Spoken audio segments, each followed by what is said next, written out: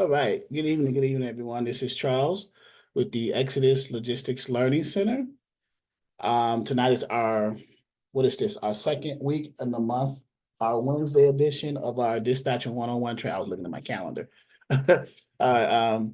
Dispatcher 101 training for beginners. Hey, I saw Shiante in there. You get the email, Shiante, about Chaucer wanting to train with you still in that low board mastermind seminar or not? Hello, Mr. Charles. I can go back real quick and look. I don't recall, but I can go back in and see really quick. Yeah, it was several days ago. Because since you at the time, since you were the only one who signed up for that low board mastermind, she said we can either refund you or she can do you one-on-one with her in the low board mastermind. So it's up to you. Yeah, yes, I would definitely do the one-on-one. I'm searching for the email now. Okay, I can resend it out after this. Okay, yes. Can you please do that? Because all right. So I'm letting everybody in. Got the recording going. A lot of people coming in. Type of one, if you are able to use your chat feature on this Zoom call, type a 1 in the chat if you are a guest.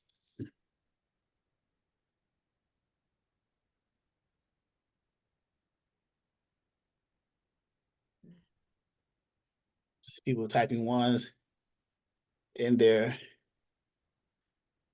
So no guests. Okay, so everybody's either a member or recently joined, something like that. No guests? Really? Okay. I don't recognize some people, but that's fine. Anyway, let's share the screen. So tonight, I wanted to, well, before we get started, I wanted to see whether any, oh, Ken Ledford is a guest. Okay, welcome, Ken. Welcome to our live training. Glad to have you here. Let me open the floor for questions first before I get into what I was going to speak about tonight. Just give you an overview. Any questions about your process as an independent freight dispatcher? Are you having trouble navigating the portal? Are you having questions about the portal? Any preliminary questions that I can answer for you? Okay. Anyone? And before I get started too, let me hold my team up that won the national championship last night, or not last night, Monday night, University of Michigan, Wolverines, college football. I'm a sports junkie, I guess. But so no questions?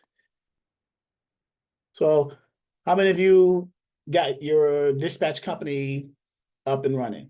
Your LLC, EIN, the name of your company, your business license. How many of you, that's one question. How many of you have a carrier or working towards a carrier? How many of you are working towards booking a load for the carrier? People are coming in left and right tonight. That is great.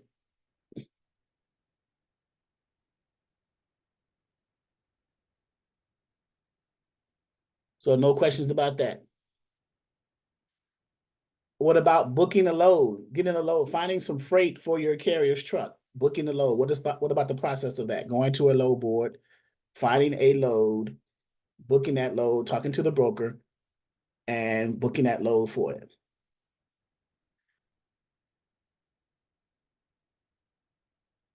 Ken says, okay, you're in a space where you're trying to determine if dispatching is how I want to build my trucking business as a first step. Unmute yourself for a second, Ken, if you don't mind, if you're able to unmute yourself. I have a question about that. Hey, how you doing? This is Ken. Thank you. How you doing, sir? What are you doing now for a living? What I'm doing now is looking for an opportunity in the trucking industry. That's all I'm doing. I done committed to it, but I'm not sure which way I want to enter it. So I was actually like looking at corporate dispatching jobs or maybe just driving. I've been driving for the last, I guess, yeah, let's just say I'm driving as a non-CDL box truck driver at my buddy's company. Mostly Amazon Relay and stuff like that. But the closer I got to the business, I was like, well, maybe I don't want to build it from being a driver. I started respecting how important that dispatching role is relative to the numbers, like the business acumen of running a profitable organization, right? And so, and always being in that space of those relationships and keeping work on the truck. So I started seeing that. I said, that might be more my speed, but let me put myself in some rooms to kind of soak up the language, hear how people. And I watched an interview on Truck and Hustle, and I heard you were talking about that, but that was months ago. So the better I got at calculating cost per mile and things like that, I said, let me spin the block and see what this brother's talking about. When I saw you guys had this call, thought I would join. So that's pretty much where I'm at. Okay, great. So I just wanted to get I guess a perspective of where you are. That's why I asked you to unmute. So, okay, so you're a box truck driver. You do Amazon Relay, which is Amazon Relay was good starting off when they first introduced that concept, but right now I got one word for that. Ugh. That's the Okay. word I have. Why do you feel that way? Great question. I'm sure I'm glad you asked that. Well, I don't know if you were aware of it. I don't know what your responsibility is. Are you just a driver for the company who runs under Amazon Relay, or are you got some kind of other responsibility with it? Because the reason I asked that is because they have now what's called performance matrices, where you got to perform a certain way, or you can lose jobs, or you can lose points that can go towards losing money or losing bids with Amazon. Wow.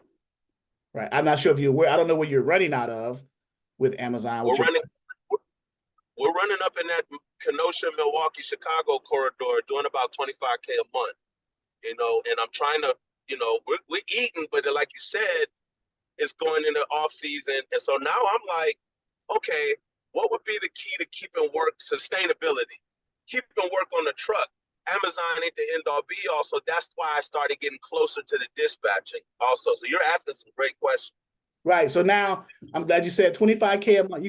Is that with one box truck, 25K a month? Yeah, that's one. But keep in mind, I'm not the owner operator. The way I got into it was the owner operator said, you really want to learn this? Jump in the truck with me. I did it for 30 days and was looking at some of the numbers and the projections. So that's where so what you say about the score is accurate. I just happen to get in with people that trained me to where I'm doing all the driving, and we're pretty strict on that score. I get what you're saying, but it can be done with an A score. So the 25K a month, that's gross. I'm assuming that's not what your income, that's overall. So do you know what your overhead is for that? What's your overhead? That's what I'm saying. I'm just driving. But I would be talking about I would be quoting someone else's business in a more intimate way but the best I could tell you, they profit about 15. Profit about 15 a month. So this is after fuel, after insurance, maintenance, repairs, paying the driver. Yeah, that's on a good month. Okay. So that's what I'm trying to figure out, like just how accurate is that, and could I do that? Do I want to do that? So sometimes with certain equipment types, like a box truck, like a dry van, a flatbed, or a reefer, different equipment types. For example, while I'm talking about it, let me show you in our portal the different equipment types. You're in a market, an area of the country where you can eat with the box truck. The Midwest, you can eat over there. Right. So because freight, you're in an area of the country where freight moves at a high volume. There's a high volume of inbound and outbound freight and coming into and out of the market. Midwest, like Illinois, Wisconsin, Ohio, Michigan, Indiana, Kentucky, that Midwestern corridor area, right? That market. So with the box truck, as long as you stay within the scores of Amazon and their requirements, and you can continue to gross that 25 a month, and you can net that 15 with one driver in that truck. That's decent for a box truck, right? It's all right. Right, it's all right, right? So, but there are other things, right? You got the box truck. Is it a 26-foot box truck, lift gate, stuff like that? 20. Yeah, all of that. Okay. So you can eat out, but there is another option. So if you're gonna get into transportation to make money, outside of physically driving the truck, then one of the easier entry points into doing so is as a freight dispatcher. Okay. Okay, so I'm in the right place. Tell me what you mean by easy. Tell me what that means. Okay, easy meaning that you don't have to get an authority. There's no overhead as it relates to having an authority or a license to be a dispatcher. You just got to have a business license, of course. Everyone needs a business license, an EIN, an LLC, and things like that. That's your overhead there. But the challenge of a dispatcher is once you get your business up and going, you have to understand how to dispatch, and that's where I come in as an instructor or any other instructor who teaches dispatching come in at, and then you have to get a owner operator to agree for you to dispatch for them because you've not guaranteed, but you told them or convinced them in such a way that you know what you're doing, and you can keep their trucks loaded and keep them running. And they tell you, hey, I want to gross for my either my box truck or my dry van or my flatbed or my I want to gross for this type of equipment type of dry van, 6,000 to 8,000 a week, right? Right now, the market dictates the rate because the rates are down across the board, across all the equipment types in the industry, and the brokers and the shippers are not coming off of some of that money, right? Then the rates are down. There used to be a time 2 or 3 years ago, drivers were grossing between 10 and 12,000 a week, right?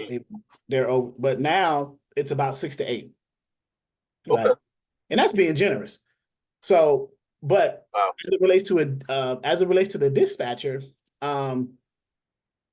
you can get into it, show the drivers that you can keep them running, particularly if you know the areas that they run in and you are aware of certain analytical tools that you can use to keep them running in certain areas where for their particular equipment type, they can find freight for in that area the easiest. And that's where we try to strategize here in this training. We want to keep certain equipment types running in certain areas where they can get freight for their specific equipment. There's no point in putting a box truck over in Washington State or in an area where they can't find freight. You want to keep the equipment type, again, in the area where you can get freight out of. That's just common sense, right? So, and that's what we come in at, in and inbound and outbound. That's why our training comes in at. So, okay, I'm in the right place. Thank you.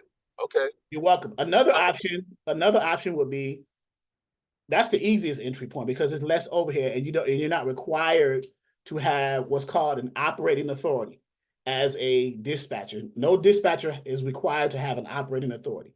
The only individuals who are required or governed by DOT and the FMCSA to have what's called an operating authority are the freight brokers and the motor carriers and the freight forwarders too. But we're not talking about the freight forwarders. We're talking about either a broker or a motor carrier. Well, you are a dispatcher. You pretty much work with the motor carriers who have the authorities. So you can leverage their authority when you get freight for them from the brokers. And that's what dispatchers do. They contract with the motor carriers who have the operating authorities.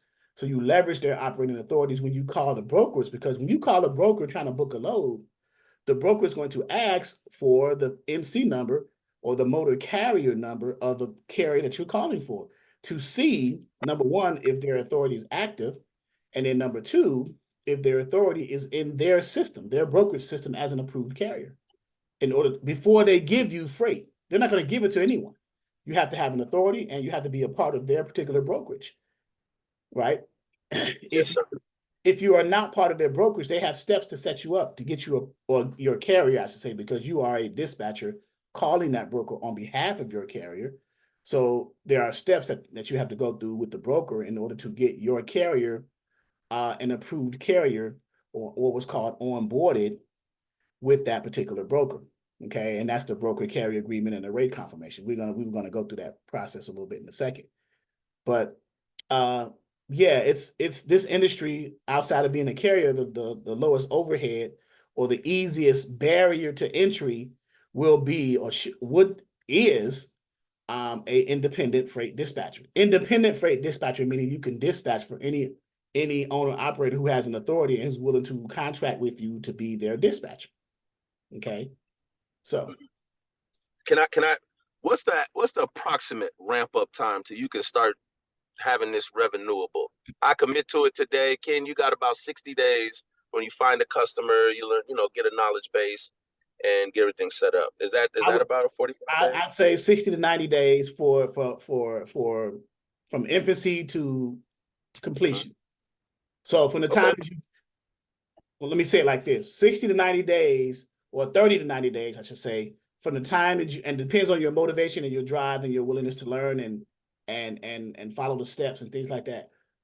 30 to 90 days from the time that you get your business up and running, decide on a name for your company, form your documents to get under contract with the carriers, to the time you get a carrier, to the time you try to find them a load with a broker, to the time you book that load and make and invoice that carrier for the first time for booking their load for you at your percentage or your flat fee in that spread. Now, do some people do it sooner? Yes. Do some people do it later because they're not as motivated? Yes. Okay. But on average, 30 to 90 days. And that's I don't want to say it's a decent turnaround time for a business to start turning money, but it's not bad for a business that has a low barrier to entry. Yeah. You know? What kind of profit margins can a person get their business to with a dispatcher model? That's a great question. So these are great questions. Now, so let me break that down for the layman, because you got some people here who may not understand. I see you come from a business environment. So let me break that down. The profit margin depends on how many trucks you can handle, right? As one person before you have to scale and bring on other individuals to be sub dispatchers under your company. I often suggest to my students or advise to handle between 3 to 5 carriers at one time before you decide to scale. Now, what do I mean by that? If you can dispatch the second, third, fourth, fifth carrier the same way you dispatch the first carrier, what do I mean by that?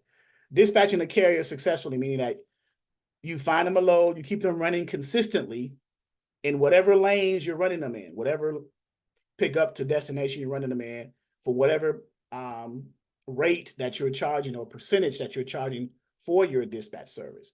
And for me, I recommend to the students, if you're going to go the percentage route for your fee for your dispatching services, I say between 5 and 10%. If you're going to, because you have an option, we have it in our dispatcher agreement. If you're going to go the percentage route, 5 to 10. If you're going to go the flat fee route, I would say charge, and that's per week, flat fee per week. The percentage is per each load that you book for them. If you're going to go the flat fee route per week, then I would say between $250 to about $500 a week, irregardless of how many loads you book for that carrier. Now, realistically, because of the distance you're sending them over the road, you can book on average about 3 loads a week if they're going to be decent over the road loads. Because the driver can only drive so many miles, they only have so many hours of drive time. You have to consider all those things and take them into account. So I often give a scenario. You find one driver 3 loads a week. One load picking up on Monday, delivering on Wednesday, pick up another load on that Wednesday, depending on if you deliver that first load earlier on Wednesday. Pick up on Wednesday, deliver on Friday, pick up on Friday, deliver the following Monday. That's 3 loads a week. Each load averages about $2,000 gross. So that's 3 loads. 3 times 2,000 is what? $6,000. Okay. So that's a gross $6,000 a week. Let's say you charge 7%. Okay. Which is a fair rate starting out for a dispatcher who has no experience and who's never done this before. Remember, I said between 5 and 10. You're not going to charge a carrier 10% as a new dispatcher starting out. I mean, I shouldn't say you're not going to. I should say it's not advisable to do that because you have no experience to warrant you charging 10%. You haven't moved one load. You haven't proven yourself. So 7%, which is that middle ground, says, hey, I'm not green, nor am I an expert. I'm charging you a fair rate. You follow what I'm saying? Yes, I do follow what you're saying. Okay, so 7%, you gross for them for the whole week on those 3 loads, 6,000. So you take the percentage, 7% of the 6,000. 7% of 6,000 is for, what is that? $420, right? 7% times 6,000. 420. I got 420. 420. Yeah. That's one carrier, right? And you keep them running, you maintaining their loads. So let's say, how many carriers can you do that by yourself before you have to scale and bring on other dispatchers to help you with your growing business of dispatching? I usually say I think one person can handle between 3 to 5 carriers, truck drivers, before they have to scale. And my best advice, my advice for that is 3 to 5 carriers between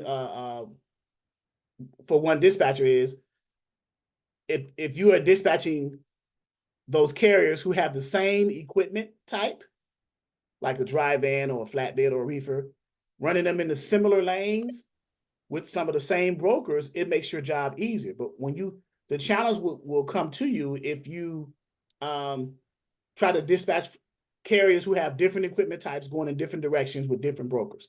Then you're going to be pulling your hair out. I try to make your entry into this space a little bit easier. But let me do some math for you real quick, because you had asked a question. Let me bring my calculator on the screen. Thank you, sir. All right. So can you see my calculator? Yes, indeed. Okay. So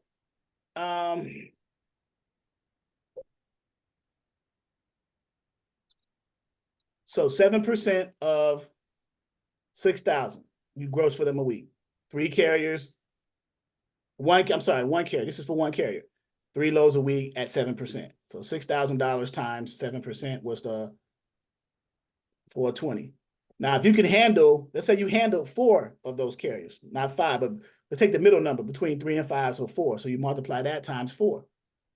So this is what you're going to gross per week as a dispatcher for 4 carriers. Okay. So you're grossing out a week. I'm just doing simple math now, times 4 weeks in a month, times 12 months in a year. That's 4 carriers. Okay. There is now these are realistic numbers. Okay. Assuming that you maintain grossing your carriers $6,000.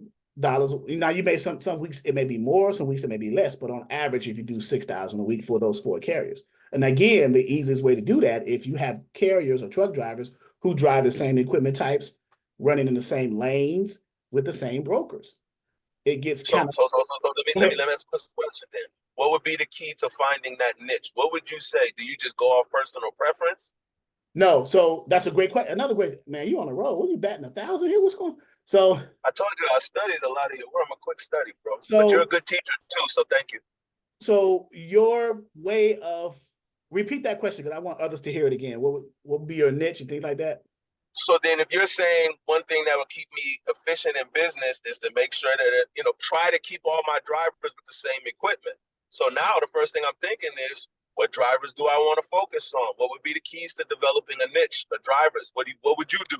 Great question. What do you recommend? I would start where do I live? I would start locally. What major city and state do I live in? Where are you located at, Ken?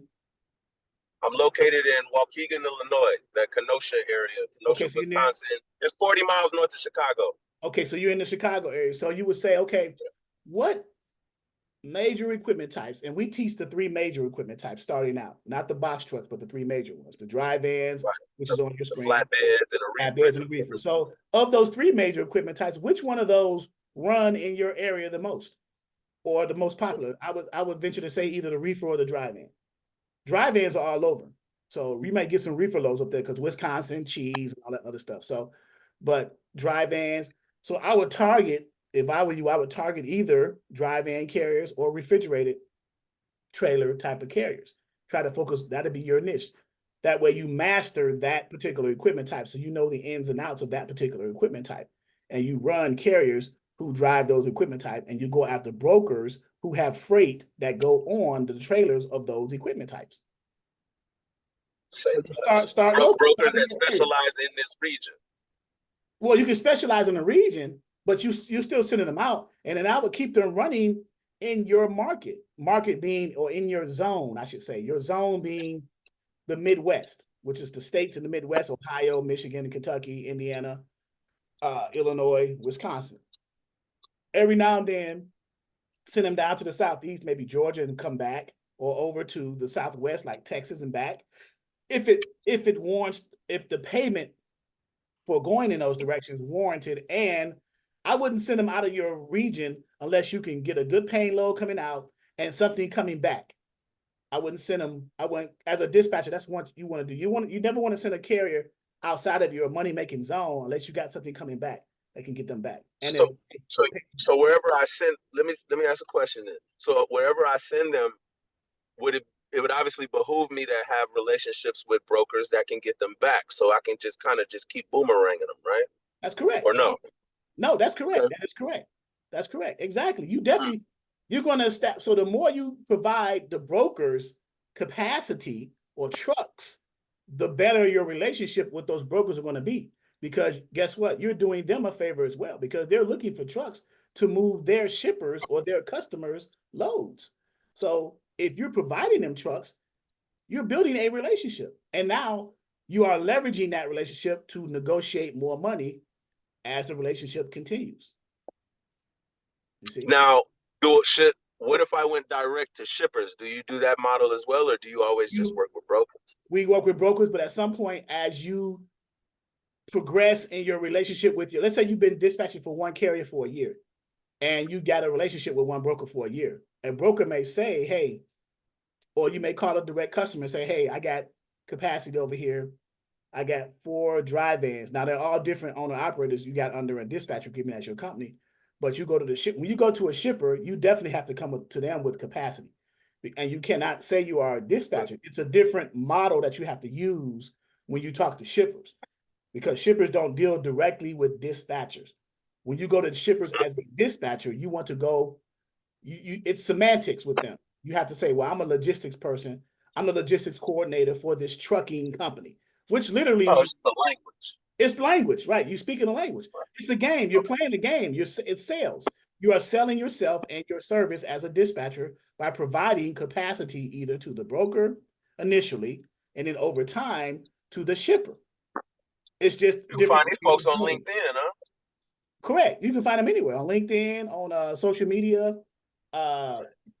Google. You can Google in your area. You can Google. Matter of fact, look. Let's open up Google. I see your hand, Charnette. You can open up. I'm sorry, y'all. Thank y'all for being patient with me. I'm sorry. You can do shippers, or instead of shippers, we want to say manufacturers. When you look for shippers, you look for manufacturers, because manufacturers are those individuals who produce final goods to be shipped out to their customers. Okay, so manufacturers near, and you said a major city over there, Chicago, right? Yes, sir. Yes, sir. So. And let me minimize this stuff on the screen so I can get it. Manufacturing companies near Chicago, right? Near Chicago. What did it say?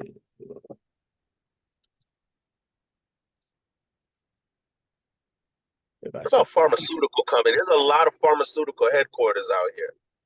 Right, but it's a different game when it comes to pharmaceuticals. It's very high value goods, and there's certain requirements, credentials you have to meet. Red tape. It is a red tape. I mean, you can get into it, but you have to be careful when you do. Okay, so this is what I want to see, the map. So I want to open this up, and that's my hood.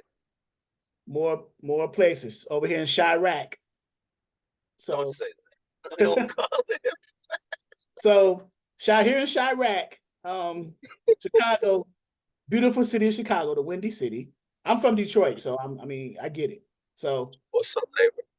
So these are the manufacturing companies over here. You can call these, set up relationships with them, talk to them, and see what their needs are, what the most troubling lanes that they have issues in with moving their finished product to their customer. Because that's all manufacturers do. Manufacturers get in materials to design and build the finished products, and then they have to ship their finished products to their customers. Well, where you come in as a dispatcher with your trucking company that you're dispatching for is you're providing the capacity or the asset, the truck, to be able to ship their finished product to their customers. Now, how often you do that depends on how much how much of the gift of gab do you have when you're speaking to people. Well, what are the typical value propositions? I'm sorry, I'm saving time. I'm giving you reliability. What do they typically bite on? Everything, yada yada yada. Everything you're saying. Okay. Right. All right, I'm Everything. done. I would love to hear from some classmates, man. I'm sorry. Thank you for humoring me. Every standard sales pitch, because the bottom line is with the shippers, they're more dichotomous, if you will, all or nothing with the person they're talking to on the other end. Either you can do it or you can't. Otherwise, click, right? So either you can provide me capacity or you can't. Don't say you can do something you can't do it. It's gonna leave a bad taste in their mouth. Okay. Understood. Thank you, sir. All right. Sharnette. Thanks, Charles. I wanted to get clarification when you did the route. If you're sending a truck back with, I forgot the term that we used, is it a deadhead or something? A backhaul or a reload. A reload. When you did the math, you only did a rate for one load, right? But if they're picking something up from that location that they dropped off and they're going back, was that factored into the 3 loads for the week? No, it's not. It's another load. Okay, so potentially they could do 6 loads. Potentially. Okay. Right. All right. Thank you. You still have to factor in distance and mileage, because again, the carriers can only drive so many miles. They have only so many hours of service before they have to reset their hours, their cycle, and continue on again. Okay. But we're going to do an example of that in a second. I'm going to play the role of a broker and let you guys see how that works. Okay.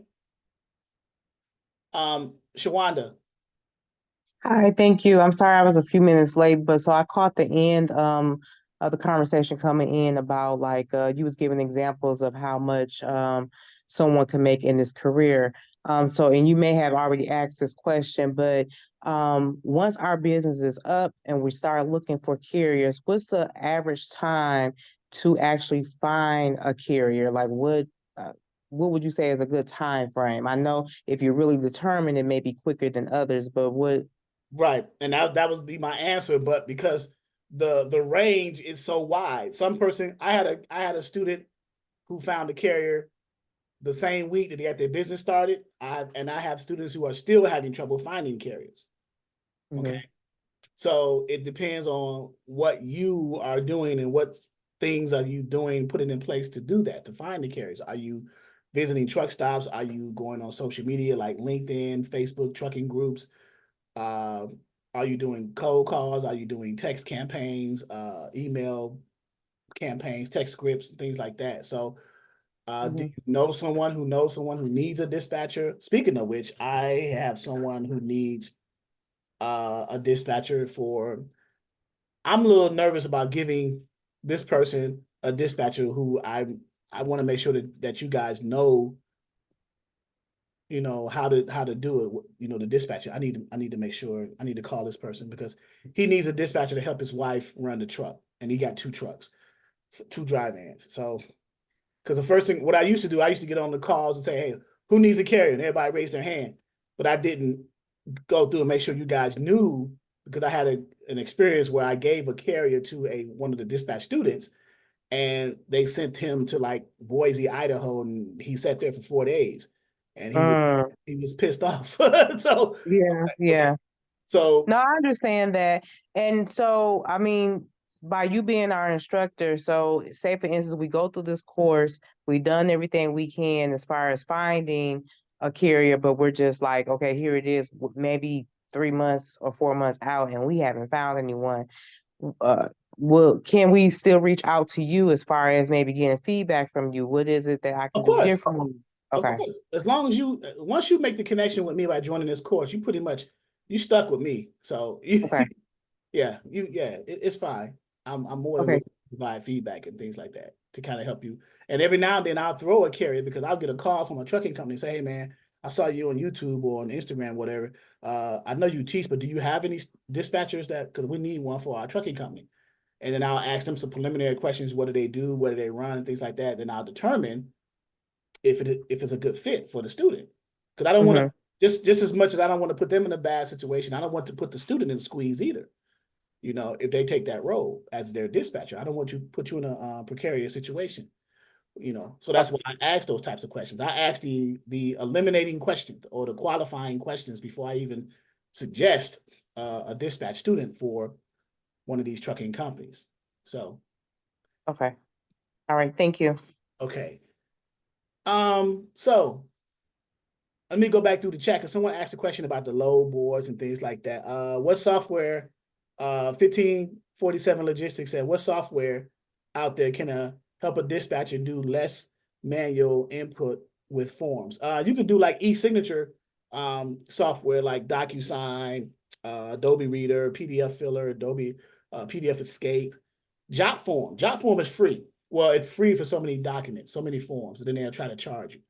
And then another question says, how do you get into load boards without authorities? Well, in this course, if you are I don't know, 1547, if you are a guest or a student, but we give you access to about 6 load boards with our username and passwords. We share that with you. But we do have a promotional partnership with one of the top 3 load boards. It's called 123 load boards. And let me go there and show you. And this is a standing promotion with us and our relationship with 123 load board. So under load boards, 123 load boards is the one where you can sign up for free for 30 days, right? And then after 30 days, you can pay for your own subscription as a dispatch service without having to have an MC authority. And the promo code is right here, 48,000. Okay.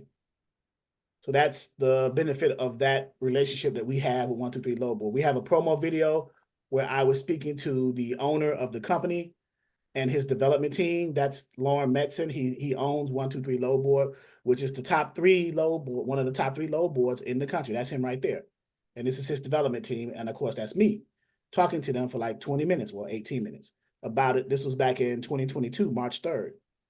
So, and after that conversation, he decided, because I said there's so many benefits of bringing on dispatchers, but you got to give them a space so they can come in because we don't have MC numbers. So how can we work that out? He said, well, I can open it up where you guys can come on with this promotion.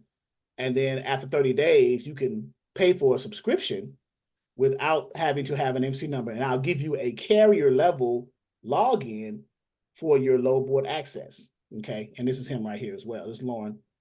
So, and that relationship has been going on for a while. People sign up and take advantage of it, but that's the offer right there. I could put that in the chat right here, so you guys can have that. If you want to sign up, and that'll give you the ability 30 days for free. You can use it for 30 days. Determine if you want to continue with it to pay for your own subscription without having an MC and then practice running it. And I can show you what that looks like. We can actually log into this one to use it as a model so we can practice booking a load tonight. So Major M. Yes, that's me. Yes, sir. My question is concerning a power only driver. Okay. The situation is the driver, as I was speaking with them today, he has the authority to, I'm in California, first of all. So, but he has a insurance that allows him to drive outside of California, but he can bring in a load into California. And now my question is, if scenario would be, could I get him to come into a port? Yes, if he has the credentials to get into the port. Does he have a TWIC card? That I'm not for sure. I'm just trying to figure out how to get him in. I mean, with the power only, trying to figure out how can utilize or take advantage of getting him where he can bring in loads to the port. So is he trying to go to Long Beach or Los Angeles? Well, he's in the Los Angeles area. Okay. If he has, so he can run up under a broker's UIIA. UIIA is the Uniform Intermodal Interchange and Facilities Access Agreement. That's just the long phrase that says that you have the ability to access a port. Once okay, so what was that? UIIA? UIIA. Okay. And what about You're And making a then quick call. there needs to be a SCAC. He needs to have a SCAC, SCAC, which is standard, what is that? Standard carrier alpha code. Okay. And then he needs the driver, he may be the trucking company, but the driver, whoever's driving to the port, needs to have some type of identification credential, which is called TWIC, Transportation Worker Identification Credential. Those three things need to be in place before you access any port in the country. Another question: could if does port have I want to part time, or what are they all required full time service performance? Because he works and he's trying to work. I don't know how long he's going to try to maintain his job, but he wants to drive part time. So he wants to work his 9 to 5 and then go get off work and then go grab a container from the port. Whatever days he's off, he wants to try to figure out how he can utilize those days off. Yeah, you can go into the ports anytime you want, but yeah, you can go on your days off. You don't have to go 5 days a week. It depends on which shipping line. Well, he's gonna, I guess, whatever port he goes to, he wants to get connected with UIIA to all the shipping lines that come into that particular port, like the OOCLs, the Maersk, and whoever come into those shipping lines that bring in the containers on the cargo vessels. So he can go in there either full time, but if he has a job 9 to 5, then on his days off, he can run the ports, of course. Okay. He can get up under a drayage carrier and run part-time under the dray. If he gets up under a drayage carrier, which is a trucking company, trucking company who does only drayage run. Drayage means short distances from the ports into local distribution centers, right? That's drayage. So he'll become a drayman. He'll be a drayman under that drayage carrier. If he runs up under the drayage carrier, then he doesn't have to worry about UIIA, SCAC, or TWIC. Well, he may have to worry about TWIC, but UIIA and SCAC, because since he's running up under the drayage carrier, he's running up under their UIIA and their SCAC. And all he needs to do is have a TWIC to get, because when you get to the port, they're going to ask you for your driver's license and your TWIC credential to give you access to the port as a driver. So as a dispatcher, that would fall on me to connect with the not necessarily for you to connect with the drayage carrier. As a dispatcher, you would connect with brokers who have power-only loads that's going to the ports. Got it. Okay. And the broker will tell you what the credentials are for that particular port for that driver who's going to run in that port. Okay. Got it. Okay. All right. Good. Thanks. All right. Shawanda asked, what are your thoughts on having carriers in the Georgia area? Georgia's a pretty good area. Georgia's the southeast region. That's the second. So you have different zones in the country or regions that are good for inbound and outbound freight. The Midwest is #1 zone. The southeast is #2, which is Georgia, Florida, and that little panhandle area down there. So can a carrier have more than one dispatcher? I certainly hope so. If he's smart, he shouldn't put his eggs in one basket. But the key to you guys is you provide the best service so he can only depend on you. A carrier in their right mind, if they depend on only one dispatcher, they're not going to be running their truck very long. If they're only relying on dispatchers for loads, right? And they only relying on one dispatcher. Unless that dispatcher keeps them running, then they're safe. But if you're just getting started as a dispatch service and you get a carrier and you're trying to learn how to run the loads for them and they're only depending on you, they are taking a risk. I hate to say it, but it's true because you haven't learned everything yet. I'll be honest. So yes, they will take the load of the dispatcher who provides them the best load and going in the direction they want to go in and paying the amount of money that they want to be paid. So yes, carriers can have more than one dispatcher. It's a non-exclusive agreement. It's a non-exclusive contract, the dispatcher agreement between the truck driver and the dispatcher. Okay. I had a new carrier tell me a dispatch and factoring locked him into one dispatcher contract. Have you ever? I've heard of it, but that carrier didn't read the fine print. I don't know why he would get locked in. He didn't read the agreement. So he must have got locked into an exclusive contract. It's rare, but it happens. It's unfortunate. He fell for it. But yeah. And you can't get locked in with the factoring Factoring contracts are for a specific amount of time anyway, a year, 2 years, whatever the terms are. And factoring contracts can be bought out by other factoring companies. They can buy them out. So that's almost impossible to be locked in with the factoring company. And with the dispatch contract, it can, because if the verbiage in the contract says that you're locked in with us for a year, or this is an exclusive contract, or whatever the terms are, and you overlook that phrase and you still sign it, Mr. Carrier, then that's a legally binding contract. So you got to be careful. Okay. So let's go to 123 low board, the one I was promoting for you guys to see some of the features. If I had it up here, let me type it in here.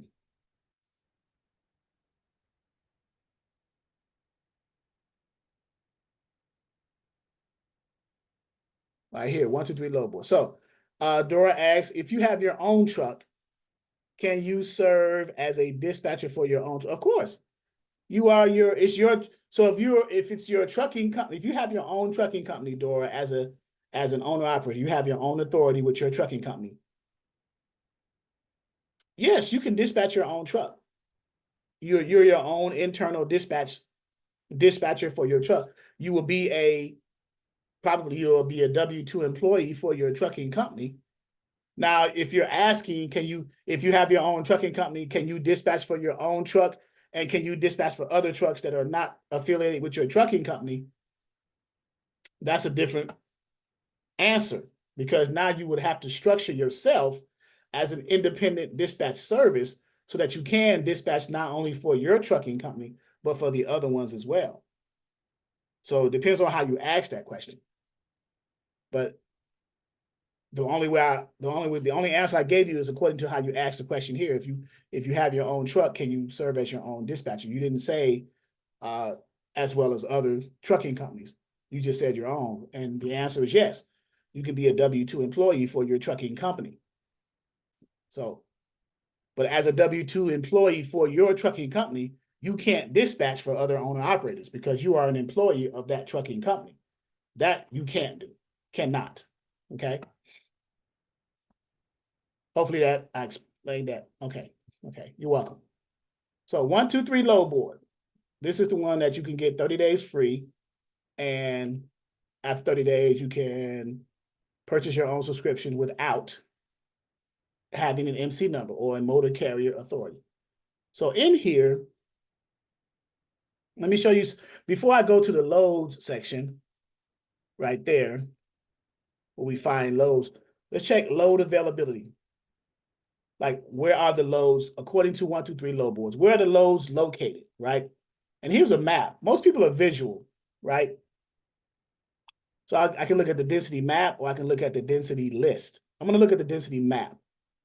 The density list shows it in alphabetical order by the states. But if I look at the map, it's going to show,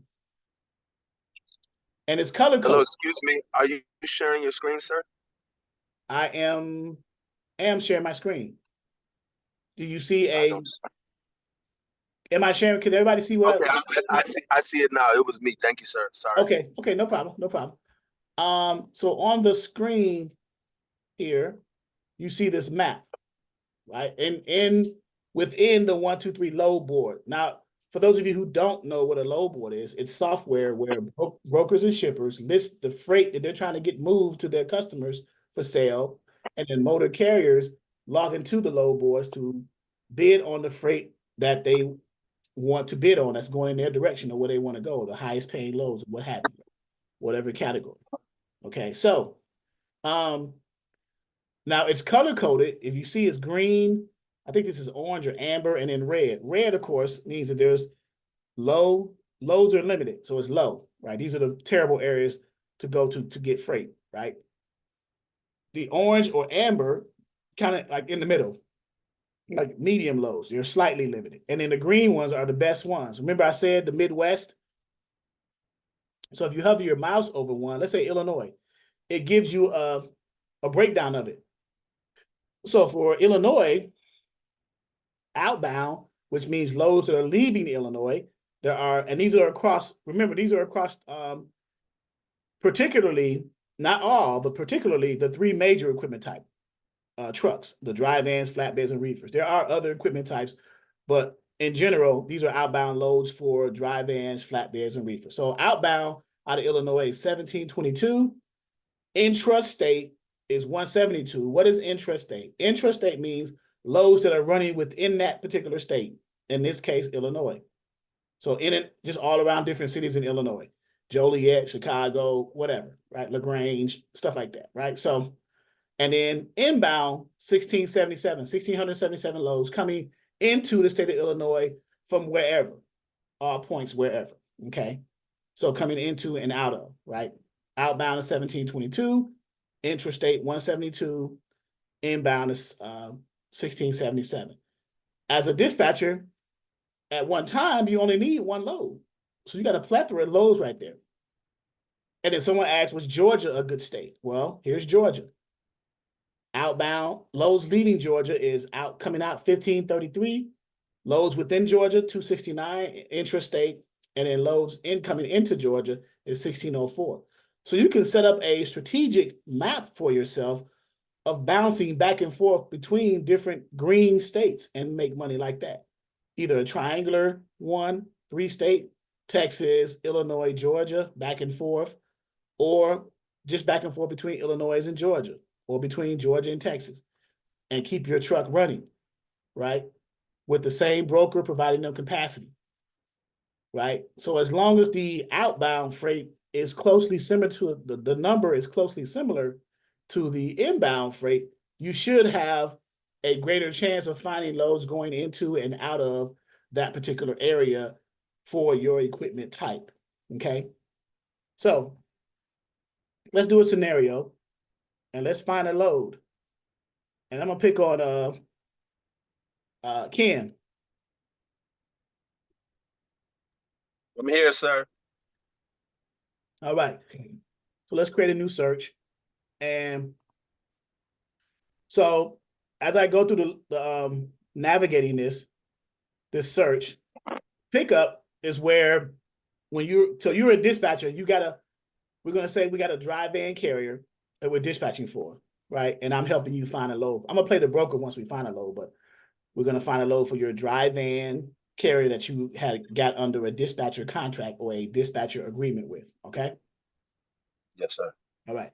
So the pickup is where your driver is picking that load up from. That's usually the shipper location, right? Another name for the shipper is the consignor, okay? We're going to put Chicago. Chicago, Illinois usually populates, right? Radius. Radius or deadhead means how far from this location is your driver willing to drive empty from their 20, their current position, empty to that pickup location. That's called deadhead or radius. Now, the going standard is 100 miles. So I'm going to put that, okay? Today. It used to be 200 when the rates were paying better. Drivers were willing to drive 200. They were willing to go 200 miles to get that money. But that money has gone down, so has their deadhead radius. So, because they don't want to burn all that fuel for nothing. Basically, that's the reason. Because these drivers, they are owner operators. They own the trucks and they operate them. They drive them. So they have overhead. They have to pay the insurance. They have to pay fuel. If they're paying a truck note, if it's not paid for, truck and trailer notes. So it's a lot of overhead for these owner operators if they're managing their company correctly. And at some point, you can help them with that too. So your load is picking up in Chicago, your area. And let's say you got a driver that says, hey, man, I'll go anywhere in the United States. Just keep me running in some decent areas where I can find something coming out of, getting me out of there once I deliver within a decent amount of time, maybe no more than a day. And that's paying me at least $2 a mile, which is small. Okay. So he says going anywhere that's paying him at least $2 a mile. Okay. So the question let me back up a little bit. How do we know what's the average cents per mile in the country for each of those three equipment types, major equipment types? What resource do we have in our back office? I know some students here know it, but for those who are listening for the first time, we have a resource. I'm opening up another tab and going to our second location here to look up a resource, right? And in our tools and resources, David just answered the trend lines. So in our main menu, where all of our information is, under tools, docs, and resources, under tools and resources, you click that button, it goes to the tools and resources page. On the tools and resources page, there's a plethora of tools and resources for you guys. Look at all this stuff. This stuff, I forgot stuff back here. But so the stuff back here, but trend lines, I got buttons that I can anchor down to. So trend lines is a tool, it's a data analytical tool that's part of the DAT load board platform. DAT is one of the major load boards, one of the 3 major load boards. DAT, which stands for dial a truck, truck stop, and 1, 2, 3 load boards. Those are the top 3. Okay, we're going to click trend lines. I just want to show you some data analytical tools in real time of what the cents per mile rates are for the 3 major equipment types, so that you can kind of gauge when you get a drive, you can kind of gauge, well, can I keep them running realistically for the cents per mile that they said compared to what the market dictates? Okay, so sounds good? Yeah. Okay. It gives you something to start the conversation with. Exactly. It gives you a baseline, right? And it tells you whether your driver is being realistic with you or not when they tell you what they want compared to what the market said they should get, right? Awesome. So for a dry van, the van rates, you got van rates, flatbed rates, and reefer rates. So for the van rates, I'm going to click the van rates. It's going to show you the map and the zones or the regions that they're in and the cents per mile. This $2.37, that is all the states in the Midwest zone or Midwest region. So on average, $2 a mile. So what I just gave you the scenario said, my driver's coming out of Chicago. He just wants to go anywhere that can get him back to his region, and he wants at least $2 a mile. Well, on average, that these loads start coming out of this area $2.37. So if you do better than, you can probably do better than $2 a mile. So you can make him happy, right? This is the Northeast, $1.94 for a dry van, $1.94. Southeast, like Georgia, Florida, $2 a mile. Southwest, which is the major state in the Southwest, is Texas, $2.03 a mile. And in the West, California and all those other states, $2.13 a mile. That's for the dry van. If you click this, go to the flatbed rates, it's going to be a different color code. It's going to be green. Well, not green, purple. And the rates for the flatbed. Now, if you notice, let's concentrate on the Midwest. Look at the differences from 237 to 267. You can also use this analytical tool to kind of gauge which drivers you should focus on. Maybe the ones that's paying the most cents per mile coming out of certain regions. And then 250, 246. Look at these numbers for a flatbed. They're going up. 250 and things like that. Let's look at the refrigerator, the 3rd equipment type.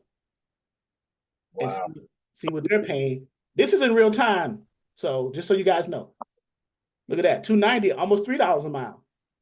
So if you notice, the Midwest region, irregardless of the equipment type, pays the highest cents per mile out of all the regions. You notice that? Yeah, I do. I peeped that. So conceivably, if I'm a dispatcher, I'm thinking like, oh, dang, maybe I should get a reefer carrier and just keep them running only in the Midwest. That's exactly what I'm going to send you back and forth to Iowa or something. Exactly. If the rates dictate that, yeah. And maybe every now and then I'll touch Texas at 247 and then make my way back, or maybe touch Texas and then touch over here 226 and get back up. I'm still eating regardless, right? Let me ask you something. What do you go by, sir? What should I call you? Charles. Charles. My name is Ken, obviously. Charles, what does the average driver even know how to calculate? Do they know this? Do they know their cost? Let's say you got 10 drivers in front of me. 10, you got about this many of them are really even going to talk at that language. They know those numbers. No. All they know how many out of 10? Half, 50%. I'll be fair, 50%. Okay. Now, if they've been running for 5 years or less, I would say 50%. If they've been running greater than 5 years, I would say maybe a little bit more, 60, 75%. But so there's a big opportunity then if you can communicate this in a real simple way and help people understand how to better run their business by working with you. Ding, ding, ding, ding. So not only are you thinking about dispatching, but you're thinking about helping the driver with their trucking company and their bottom line, saving on. Yeah, that's why I'm doing this. Right, saving on fuel costs. In other words, you're adding a value add, adding value to your dispatch service, not only by dispatching, but helping them get their overhead lower so their profit margin will go up. Yeah, and it opens the door for you to bring them more stuff down the road. Maybe some tech. I don't know. Depending on how you helping them grow their business. But you got to start with dispatching first. Satisfy them with finding them good loads first, and then present those other value adds later on. Well, I'm smelling what you're cooking. No, I see what you're saying. Yeah. That would be my only advice to you. Start, if you're coming in as a dispatcher, then dispatch. Then over time, you can present in piecemeal format other things as you go. I'm going to give you an example how to calculate the fuel cost. Calculating the fuel cost. Okay, go ahead. Yeah. So before we get into this load, let me show you that real quick, the fuel cost. So most drivers don't know this simple thing right here. Let me show you something real quick. Let me share my screen. And so if I'm a driver and I need to know what is my fuel cost to run a particular lane, right? And the lane is, I don't know, 500 miles, right? And the lane is 500 miles, but it's paying $2,000. I'm gonna write that down so I won't forget. It's paying $2,000, 500 miles, okay? So on average, and fuel is the number one expense for a truck driver. And it's a fixed cost. Even though fuel prices vary, it's a fixed cost because you always need fuel to run. You understand? Okay. Yeah. Fixed costs. Because in trucking, you have fixed costs and you have variable costs. Trucker drivers don't even know that. What's the fixed cost and what's a variable cost? So, but anyway, that would only change if you ended up getting an electric truck, for example. And they're out there. But 500 miles. So now the average miles per gallon for a tractor trailer is between 5.5 and 6.5 miles per gallon. So we're going to say 6, right? So we'll go with 6 miles per gallon. Okay. Remember that, MPG. All right. Now, as a matter of fact, let me do this. Let me do you one better. Let me share my whiteboard and put that up here. Yeah. You guys see that? Yes. See the whiteboard. Okay.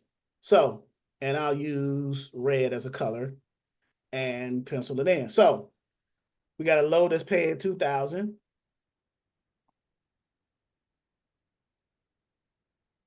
Okay. I don't have a steady hand, forgive me. And it's 500 miles. Okay.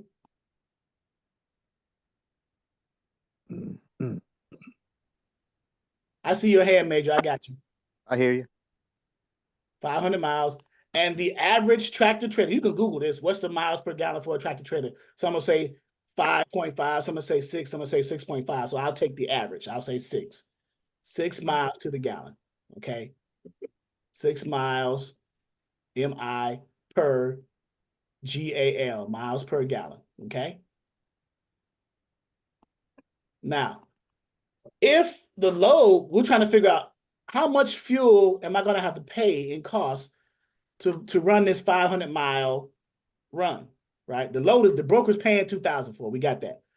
So how do you calculate the fuel for a driver? Or how does the driver know how to calculate their fuel cost? Because some of them guess, I got to spend about $800 or whatever, right? So what you do is you take the 6 miles to the gallon and you divide it into the number of miles you got to drive for that particular trip. In this case, 500 miles, right? So what is 500 miles, right, divided by 6 miles to the gallon equal to? I think somebody 83. Yeah, they were kind enough to put it up. Somebody put it up on the thing, but if you put that, so look what we do. Divided by 6 miles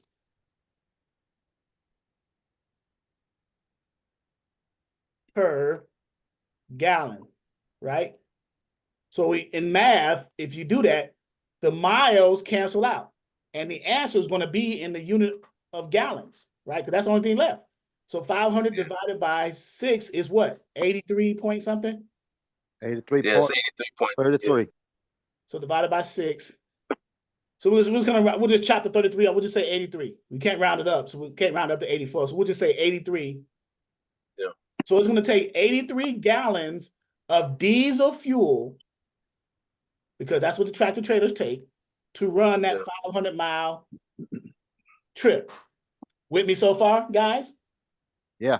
Yes. Now, question becomes, wherever they were running from, wherever the starting point of this 500-mile lane is, whether it's in Chicago, down in Atlanta, whatever that distance is, let's say it started in Chicago.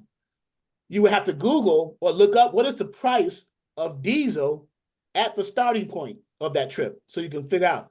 So whatever that diesel costs, what's the price per gallon for diesel in that area? Let's say Chicago. What's the price for diesel fuel in Chicago? Man, I think it was like 350 something, 390. Wait, hold on, man. Don't give me the line. I don't even know. I don't know. Google I it. ain't looking. We don't have to guess. Let's Google it. Okay, I got you. I'm on it. Don't even trip. Let's Google it real quick.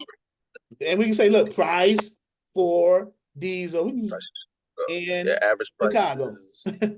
Right? Price for diesel in Chicago or whatever, right? There we go. Regular is $3.13. Diesel is $3.90. I'll round it up, 98. $3.98. Okay. You see that I on found screen? it, right. Yes. All right, so I'm going to share my whiteboard again. $3.98. So we're going to say, you guys see the whiteboard again? $3.98. Yeah, times 83. Times 83 gallons. Somebody do the math on that. $3.98 for diesel times the number of gallons for that 500-mile run. 330.34. 330.34. 300. Okay, so $330 basically. 330. Okay, so that's an expense out of that $2,000 that the carrier has to subtract from for fuel. So out of $2,000, what's left? He's paying fuel for that 500-mile trip. He's getting paid $2,000. So after he pays fuel, what is left out of that? 16,730. I mean, 16. 1,670, I believe. Here's another expense. You found in that load and you charge 7%. So you're not taking 7% of that difference. You're taking 7% of what you booked the load for, which is $2,000. Oh, 7% of $2,000 is what, $140, right? That's the dispatch fee. That's another expense, right? $140. Mhm. Those are immediate expenses right there, right off the top. You got to pay my dispatcher for finding this load. I got to pay for fuel for running the load. I may have to pay like insurance later on in the month or some repairs or tires or whatever, but these immediate expenses are right here. So I pay my dispatcher. Somebody said, oh, who was that, Ken? What you mean? I heard somebody say that. Yeah, that was definitely me. You had that aha moment, huh? Yeah, I did, because I didn't know you you get it. I so didn't now know this comes out of the total amount. Right, it does, because you're not, as a dispatcher, you're not invoicing them for what's left over after they pay their fuel. You're invoicing them for what you got the load for, which is this right here. Do you get paid before them or after them? Well, you got to get paid when they get paid. You can't get paid before them because they're not paid yet. You see? Okay. Yeah, you can't get paid before them because they haven't gotten paid yet. Once they deliver that load and turn in all the paperwork for payment, either through their factoring company or through the broker, and they get paid, you invoice them and they pay you. But I'm just showing you the money or some of the you're showing me you're lining up all the costs. Right. And these are two costs. If he's working with a dispatcher, these are two costs. Fuel is going to always be there, but then the dispatcher, you got to pay your dispatcher to keep you running for the next load. Let's say I find you another load for $2,000 and it's so many other miles, right? And you got to calculate the cost and so some of these things are constant. the miles are going to be constant. Well, the miles are going to change because you may be in a different direction, but the miles per gallon for the tractor trailers, that's going to constant number. It's going to always be the same, right? That's a constant number. And then only thing that varies is the miles to calculate the gallons, and then the cost per diesel and wherever you are, your starting point, right? And then your dispatcher fee. So these are some good things to know too, to kind of add value to your carrier. They may not know it now. It's not important as far as your dispatch duty to know all of this. This is the carrier's responsibility. But you'd be surprised how many carriers know how to do this. This is simple. This is simple math right here. Once you figure out all the variables, it's simple math at that point. You see? This was enlightening. So, well, let me enlighten you one more time. Let's erase all this. And as a matter of fact, I'm gonna go to the load board. We're gonna look up a load, find a load. Once we book the load with the broker, then we're gonna figure out on the whiteboard how much the diesel is gonna be for that carrier. How about that? Let's do that. Let's do that. So let's share the screen with the load board again. And we were in Chicago. We were 100 miles out of Chicago radius. The driver said he'll go anywhere in the country as long as you can get him out of there, and it averages $2 a mile. Okay, that's fair. Pickup date, any day. He said, I'm ready to run now. My truck is empty at home. Okay. Trailer type, or the truck type, we said it's not a flatbed. We said a dry van. So let's select the van right here and uncheck the flatbed. You can select multiple equipment types if you want to look for a ton of loads, but we're going to select the van. And we hit apply. And then we're going to also say these filters here. The length of the trailer, 53 feet. That's a standard trailer. The weight, the trailers, the dry van trailers can hold between 42 to 45,000 pounds. This driver says, I don't want to haul no more than 38 to 40,000 pounds. So we're going to say 40,000. And why would he say that? Because he wants to save on fuel costs. The more weight on that trailer, the more you have to, the more energy that engine is expensing and burning fuel, which leads to more fuel costs. You got to buy more fuel. So they want to save on their fuel costs. Make sense? Yes, sir. All right. So, and we'll do search. Okay. Now we come up with these loads here. Coming out of Chicago, going anywhere with these particular parameters, right? And right here, these are all the loads over here. All these loads right here. So what I usually do is, when I see this, some of these loads have posted rates by the brokers, others do not. See this rate column? You guys see the rate column? Yeah. Okay, and then you see the rate column. The difference between the rate column and the rate check column is, the rate column is what the broker posted the load for, whether they posted a rate or not. The rate check column says what the market pays that load on average and their cents per mile. So you compare what the broker paid against what the market dictates right here on the load board. So I'm going to hit rate and click. I'm going to bring up the rates in numerical number from the ones that are posted, and then the ones that are blank will be below that. So I just click rate and it pushes to the top.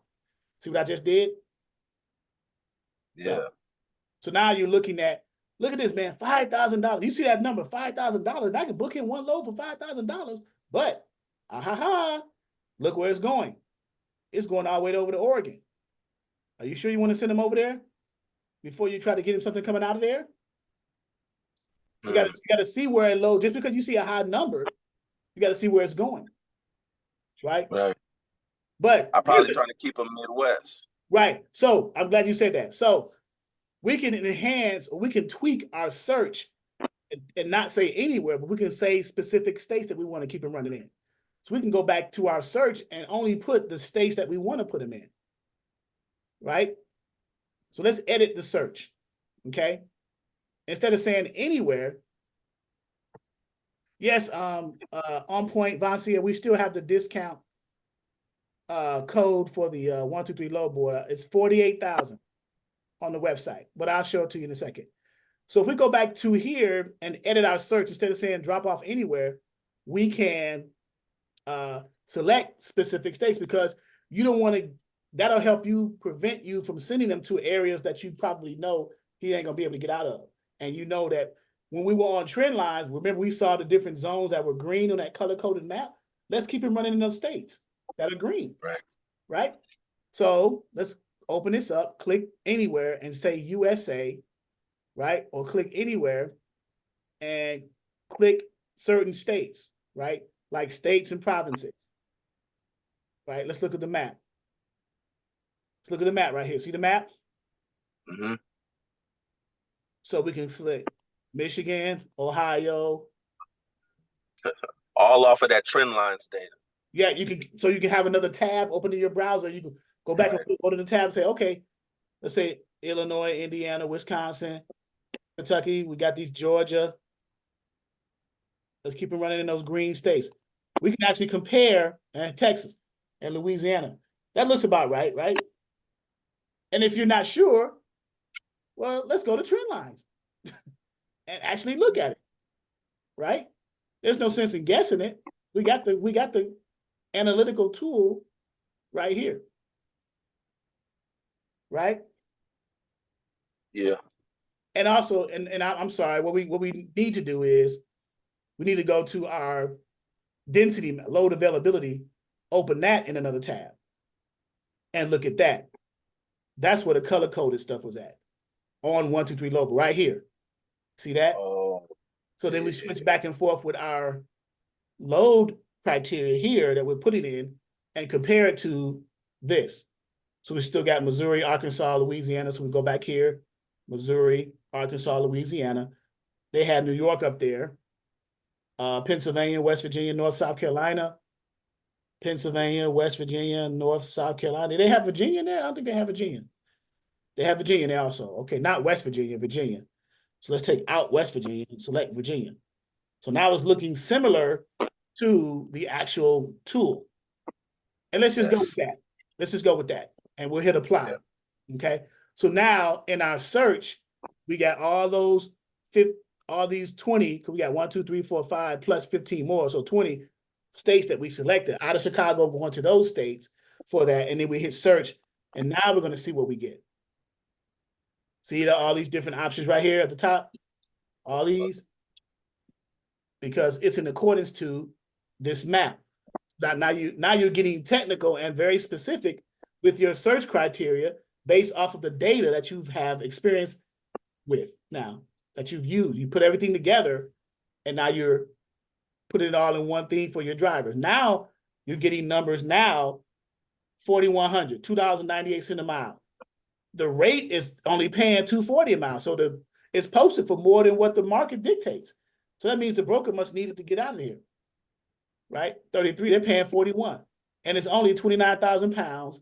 But this one, VM, so it's a van, but it's a team load. M stands for team. So you probably can't take, unless your driver is a team driver. I'll show you. Open it up. We're going to open it up.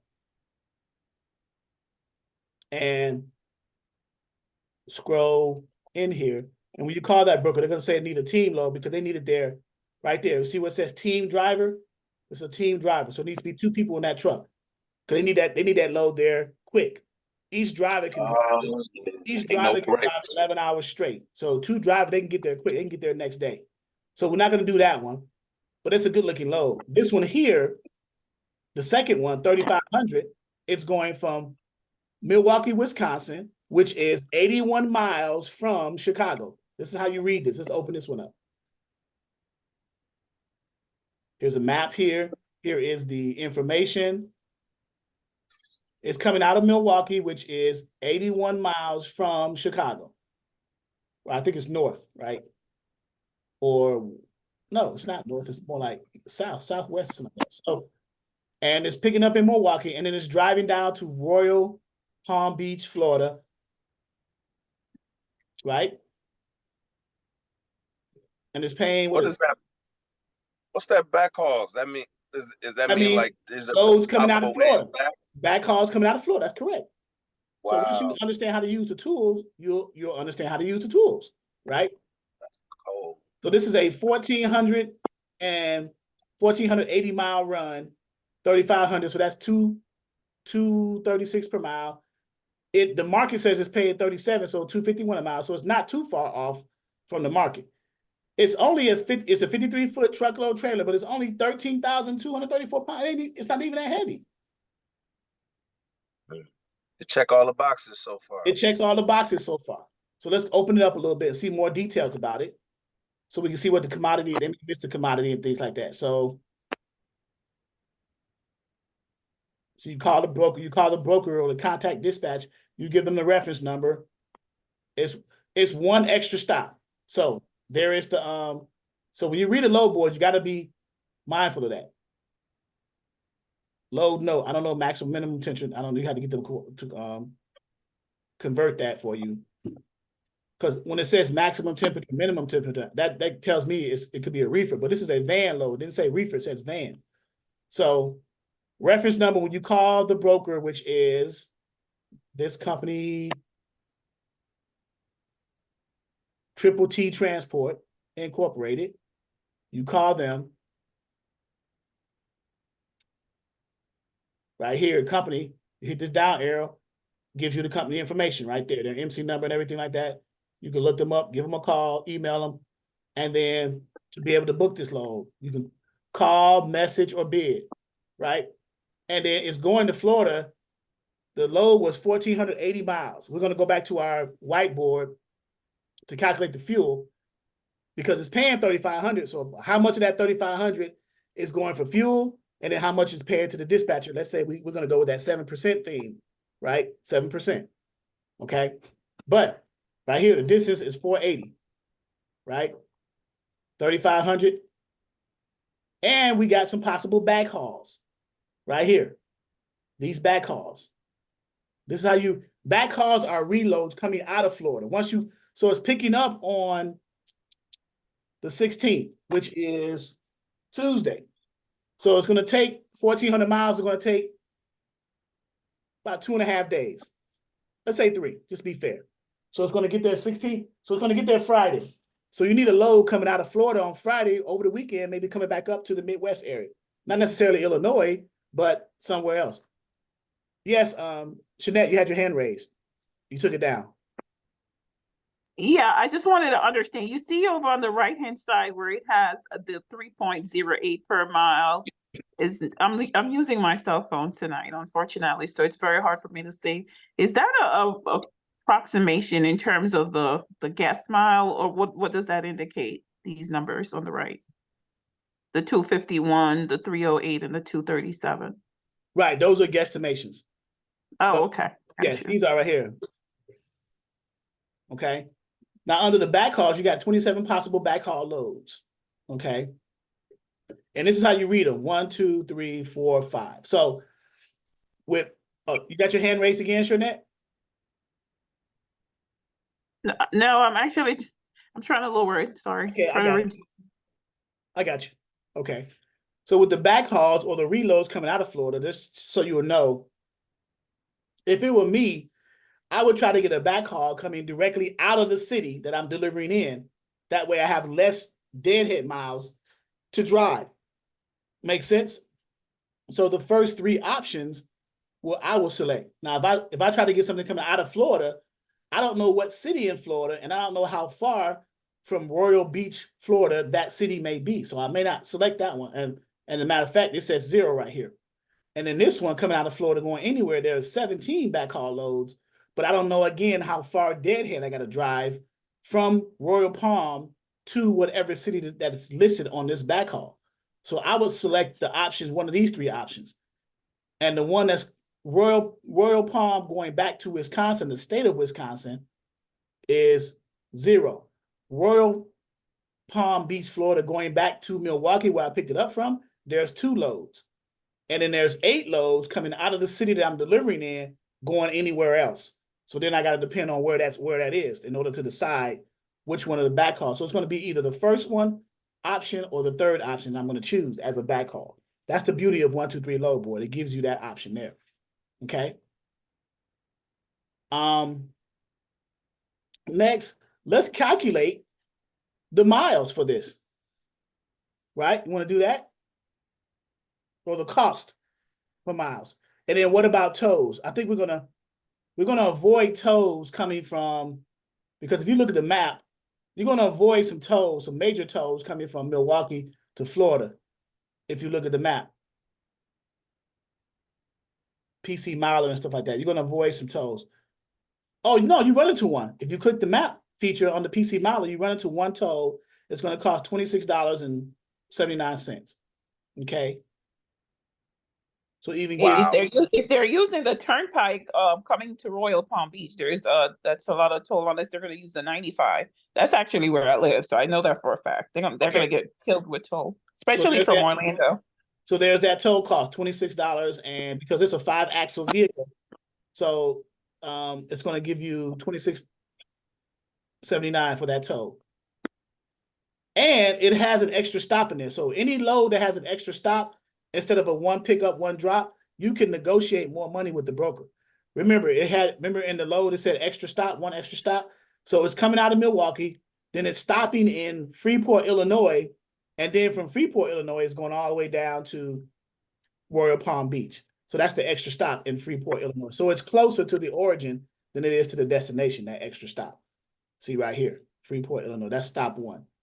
Okay, so that helps to know that as well, where it says extra stop down here. Now, if it said extra stop 0, then that would have meant that this was just a one pickup load and one delivery, picking up from Wisconsin and going only down to Florida, but it had an extra stop. Okay.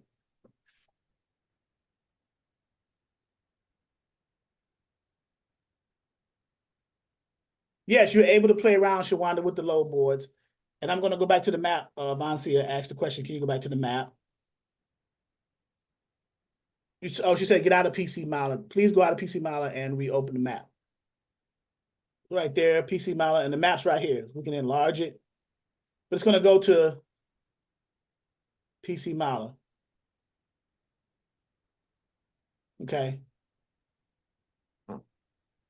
So the distance of this load, the distance of this run was 1480, right? But we also gotta factor in, we're coming from Chicago. So there's an extra 81-mile deadhead. So you gotta add that to the 1480, right? So you're driving 81 miles to the pickup location and then driving 1480 miles to the delivery. Well, that one stop and then the delivery. So, but it's a total of 1480. So you're going to add, what is 1480 plus 81? That's 1561, right? If you add 81 to 1480, we do that, 1480 plus 81. 1561. So that's our mileage. And the reason why I'm saying that is because I'm getting ready to refer to the whiteboard. Okay. So can you guys see the whiteboard? Yes. All right. So remember, the load paid how much? 35? 3,500. Correct? 35. So the load paid 35. And again, excuse my chicken scratch. I'll get better at this in time. This is a touchscreen too. I wonder if I can just put my finger up here and do that. Okay, I'm gonna practice with my finger a little bit. 3,500 for the load. The mileage was 1561. 61. All right. And the miles per gallon was 6, right? 6 miles per gallon, right? It's working out. Yes. I'd rather use my finger or a stylus pen. Let me get a stylus pen or something. Yeah, you're gonna be cruising with the stylus. I know, right? I got a stylus pen somewhere. I'm gonna see if I can use my pen without the ink. I might mess my screen up. But anyway, so 1561. Oh, that's not gonna work. It's not soft enough. 1561 miles. All right. And what other factors we need? The price of gas, price of diesel. Price of diesel coming out of Chicago was what, $3.98? Yeah. Okay. $3.98. So we need what's in wherever we going in Florida as well, don't we? Or no? Oh, no, because you're going to Florida. This is just getting us down there to see what the cost of fuel is. Okay. Copy that. So we're going to take, again, 1561 miles divided by 6 miles per gallon. What's that number? Because the miles are going to cancel out, remember? And it's going to be leave you with gallons. So what's that? It comes out to approximately 260. 206. This number 1561 divided by 6? Yes. 260? Yes, sir. Okay, 260 gallons. So we're going to need 260 gallons of diesel fuel to run from Wisconsin with the extra stop in Freeport, Illinois, down to Royal Palm Beach, Florida. Right? That's how you look at it. So now you're going to take 260 gallons, right, times the price per gallon, diesel, $3.98 per gallon for diesel. What is that number? And that'll be the cost of your fuel. What is that number? About 1035. 1,035. So you're paying $1,035 in fuel costs to run that 1,561 mile run, right? That's paying 3,500. So that's how much we're dispatching at 7%. So what's our dispatcher fee? 7% times 35. What's 7% times 3,500? That'll be what the dispatcher gets. 245. 245. 245? 245. $245. Man, So I gotta ask real quick, dog. yes. About how much work is this? Are we talking 30 minutes, an hour, 2 hours of work? No, you're not doing any of this. I'm just showing you this is what the driver should know. I'm saying when you're booking this kind of load to make 245, how much time is it taking you to make 245? Depends on how quickly, it depends on whether or not your carrier's MC is already set up with that brokerage or not. If your carrier's MC number, when you call that broker and say, hey, I'm looking at this load. Matter of fact, let's do that real quick. Let me reshare the screen before I come back to this and finish this math. That's a great question. Let's go back to this screen and call, what was that? Triple T Transport Incorporated. And you call them, you say, hey, dispatch over at Triple T. I'm looking at a load coming out of Milwaukee on the 16th of January for a drive-in, going with an extra stop, going down to Royal Palm Beach. Is that load still available? This is you, the dispatcher, talking to me, the broker, right? And I'll say, let me check. By the way, what's your MC number? So I'm the broker asking you, the dispatcher, what's your MC number? Dispatchers don't have MC numbers. So whose MC number should you be giving to the broker? Carrier. The carrier's MC number, right? It's common sense, but I gotta ask, right? So no, I like it. Thank you. So you give them the MC number. The broker's they're gonna check their system to see one of two things: whether that number shows in their system as an already approved carrier under that brokerage to run loads or not. If it is not, let's take the worst case scenario, then the broker's gonna say, hey man, your MC number is not an approved carrier under our system, but that's not a problem. Who do I send my onboard packet?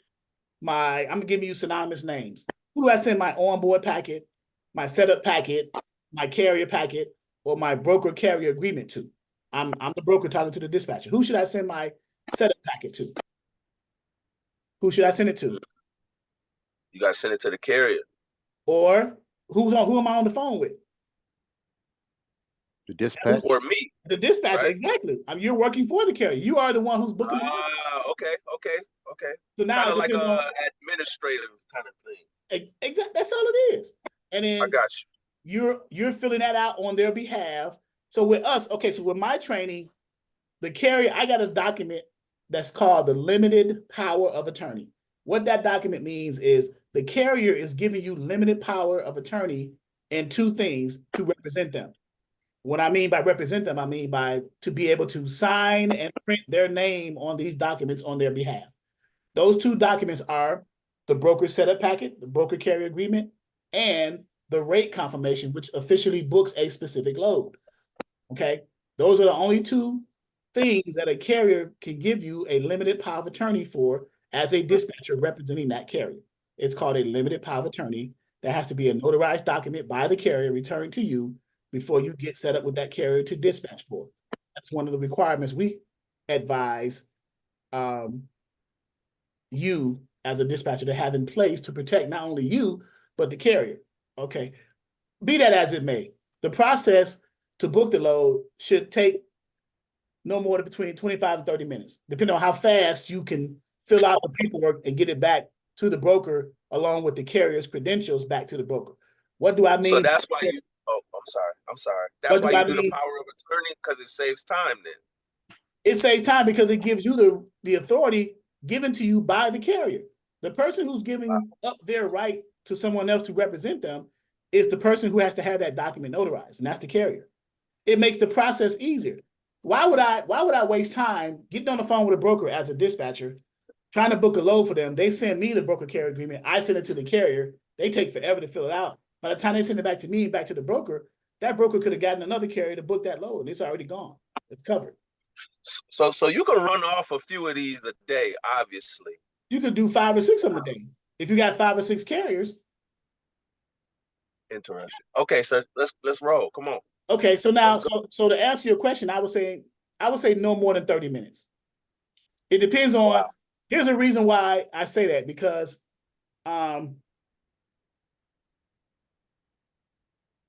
if you have all your paperwork from when you first get your carrier under a dispatcher agreement and set up in your company, your dispatch service, and the carrier under your company, you want the carrier to send you copies of their paperwork, their credentials that qualifies them as a carrier, which is a copy of their motor carrier authority that says that they are authorized to drive as a carrier, MC number, the MC certificate, MC authority letter is called. You want them to send you a copy of their certificate of insurance. You want them to send you a copy of their W-9. You also want to send you a copy of, if this is optional, if they have a factoring company, then a copy of the factoring company's credit application, as well as the factoring company's notice of assignment. You should have those documents internally in your dispatch service for that particular carrier or any other carriers before you get on the phone with a broker. Because every broker is going to ask for those documents when you are onboarding them to those brokers. It saves a whole lot of time rather than you chasing the carrier down. Hey, man, I'm about to book this $3,500 load for you. Can you send me a copy of your MC authority? Well, if I already have it, I don't need to make that call. I can just go ahead and forward it to forward a copy of it to the broker. Let them qualify and onboard that carrier. And now we can continue with that process. You see? So you want to streamline your workflow, your process as a dispatch service. It just makes sense to get all the copies of the necessary documents that you need from your carrier up front before you start to try to find loads for them on the back end. That makes sense? Yeah, and it makes you look good for the carrier too, because it makes you easy to work with. I don't know. I don't know what else to say. You just said it. So let's go back to the whiteboard. Okay.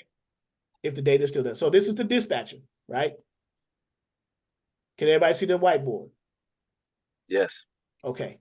And excuse me for jacking up the word dispatcher. But 245 is for the dispatcher, right? So so now out of the 3,500, 1,000 of it is so we're going to subtract 1,035 from the rate that the broker paid if we didn't negotiate it. If it was a non-negotiated, if the broker was firm in this rate, let's say we got 3,700 for it because there was an extra stop. So he gave us an extra $200. Or maybe he gave us an extra $500 because there was that extra stop in there and we negotiated an extra $500. So let's say instead of 35, we got 4,000. Okay. So that's not bad, right? It gave you an extra, because extra stops on a load warrants negotiating more money for your carrier because that's an extra stop. And you run the risk of detention and being there at that facility longer than you need to be, right? So you got 4,000. So now subtract 1,035 and 245 from the 4,000. And what do you have left for the carrier after those immediate expenses are taken out? Right? So I'm doing it in the background. I know you guys are too. 29.20. And I changed our fee too, by the way. Well, no, your fee stays the same. Whether you negotiate you keep your fee the same. Don't get greedy. You keep I'm glad you mentioned that, because some people may want to say, well, since I negotiated up to 4,000, then I should take 7% of 4,000.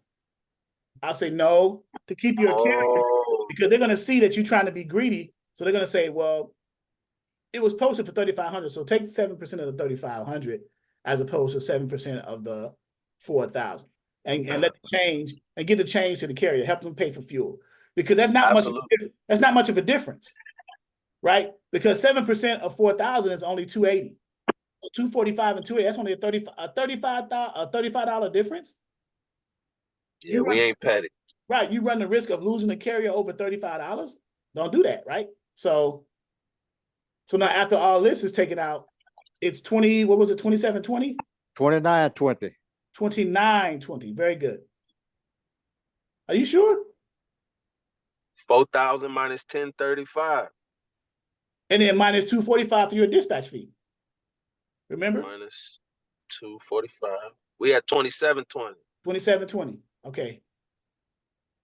2720. So we got to take out fuel and take out dispatch. That's what the two out of the 4,000, right? 2720. So now he got 2720. Okay. 1,035 plus 245. Right, 1,035 35. plus 245. What is that? 1,280 by my math. And then subtract that from the 4,000.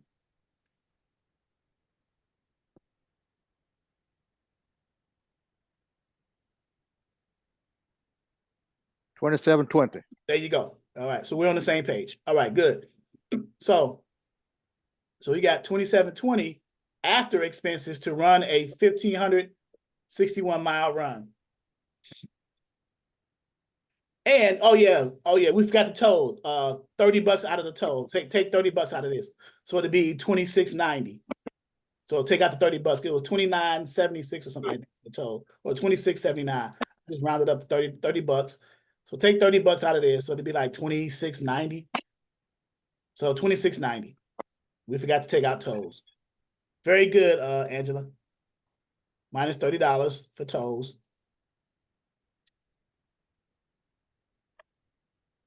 That was a good catch. That was a good catch. So it'll be $26.90. Wow. To run 15. So Go ahead. So I'm fuels, tolls, and my fee at the end of the day is what I'm evaluating. Yeah, mainly fuel and fee, because tolls are minimal, but it depends on if you're running a lane that has a lot of tolls in it, then of course you want to, I mean, you still want to add everything in there. So yeah, fuels, tolls, and dispatcher fee. Immediate expenses. And then after you get the math done, the hustle is pretty much paperwork and getting all of that done. And then once you get the yes from the driver, everybody's in agreement. Driver runs the load. You get paid once the load is done. You got it. Okay. I know, simple, right? It sound good.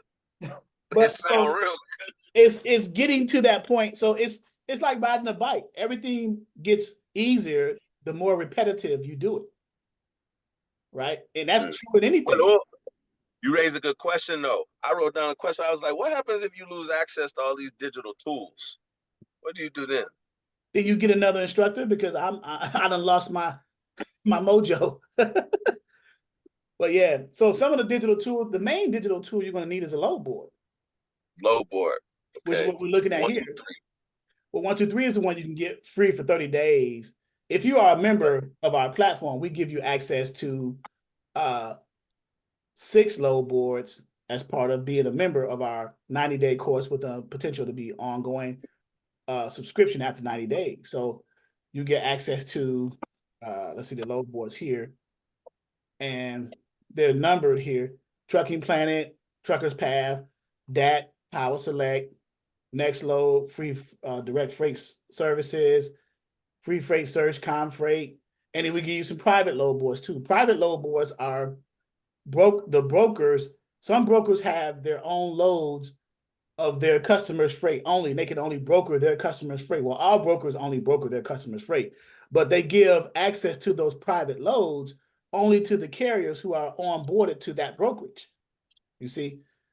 So if you get your carrier set up with a particular brokerage that has a private load board, then you get access to their loads specifically. Those are called private load boards. Okay. So we got 3 of them here: Circle, ATS, and Magellan. And then we have our promo. With the 123 load board with the promo code 48,000. And you click the link. We have the affiliate with the ELLC link. You go in there and sign up for it, 30 days free. After 30 days, if you decide to keep it, you purchase a subscription, pay for the monthly subscription without having to have an MC number. That can change the game for you. And I'm showing you how to use the 123 load board, the different features, just in case you decide to get it. You'll have a little bit of understanding of how to navigate it. How far off are the other load boards from how this one pretty much looks and feels? Or do they pretty much the same? The function, so I'll say this, the functionality of all the load boards are pretty much the same. The features are different. The user experience and the user interface are different, but the functionality for the most part is the same. So do they all have something unique that's worth even learning them for, or is it pretty much just casting a wider net? That's correct. So it's a combination of both. That's a great question. It's a combination of both. But like the DAT and the truck stop, they have features that you can compare rates in real time. There's other features you have that 123 load board doesn't have, but that warrants a higher monthly subscription to the load boards because they have more features and more advanced stuff. And is that what you have? I have the premium version. I have the highest level version of 123 load board. It's called Premium Plus, right there. Premium Plus. So we're looking at the premium. We're looking at the Premium Plus. So there's 3 versions. There's Basic, Premium, and Premium Plus of 123 load board. I have the highest one, Premium Plus. So when you purchase a subscription to 123 load board after the 30 days promo with us, you can decide if you want to pay a monthly subscription for Basic, for Premium, or for Premium Plus without having to have an MC number. That's your choice based off of your budget. Okay. What's the typical, what are we looking at for overhead, one-man operation? I got 3 trucks. Great question. So the monthly cost of your load board or load boards, some type of software to keep track of your, like a spreadsheet, like a Excel spreadsheet or something like that, or Google Sheets. Because Google's free, so Google Sheets to keep track of your drivers, just to track them. Word processing, a Word document for your documents, to create your documents, your agreements, and things like that. But we provide in our training, we provide templates for that, so you may not even have to need that. So your monthly expense is probably just the cost of your load board and some small software. So I would say, I don't know, 2 to 5 maybe monthly. And your phone, that's about it.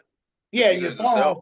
Yeah, if you got like Ring Central or a landline or a cell phone, like the cell phone that people call me on was the cell phone I used to dispatch for years ago. I still got the same number from years ago.